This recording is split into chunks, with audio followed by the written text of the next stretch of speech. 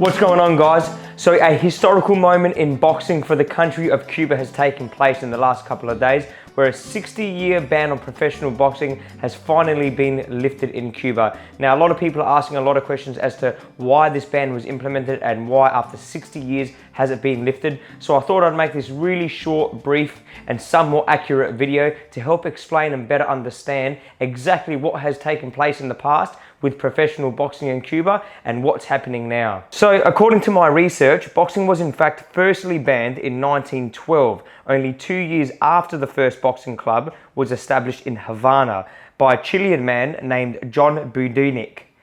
The street violence between blacks and whites was quite prominent on the streets at the time, so banning boxing seemed to be a promising move in discouraging the urban violence. However, this somewhat made matters worse as people began competing illegally and behind closed doors as a means of entertainment and to make some money. Nonetheless, in 1921, the Cuban government realized the popularity of the sport was growing and that it had potential to create significant revenue, which makes perfect sense as the Cubans are, such talented boxers and would have had no issues pulling a crowd. So come 1959, Cuba had 6 current world champions, including legendary Eligio Sardinas, Benny Parrott, and Gerardo Gonzalez.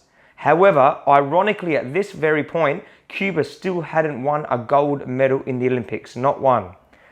Unfortunately, in 1961, boxing alongside many other sports was banned on a professional scale, a decision made by the Cuban revolutionary government that was coming into power at the time. Some people say it was because of safety issues and that professional boxing was causing too many injuries. Other sources say it was due to professional boxing's apparent connection to organized crime and other exploitative activity.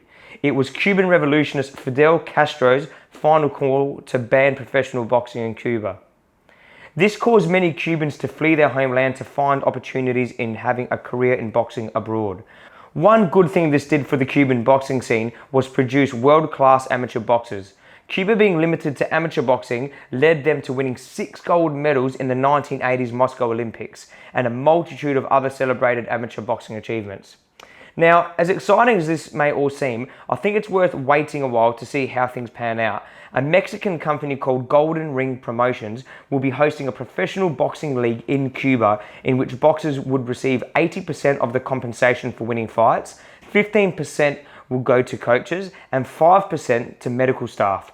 So clearly the professional scene in Cuba is still quite restricted and limited to who can do what, something that may and hopefully will loosen in the years to come. Nonetheless, we are definitely in for a treat to see some amazing talent from Cuba hit the pro stage very soon. Some standout Olympic medalists coming up. Some names to look out for are Lazaro Alvarez, Andy Cruz, Ronil Iglesias, Julia Cesar La Cruz, and Arlen Lopez. They're all expected to turn pro in the next month. So keep an ear out, keep an eye out for these guys. Chances are they're going to make some noise.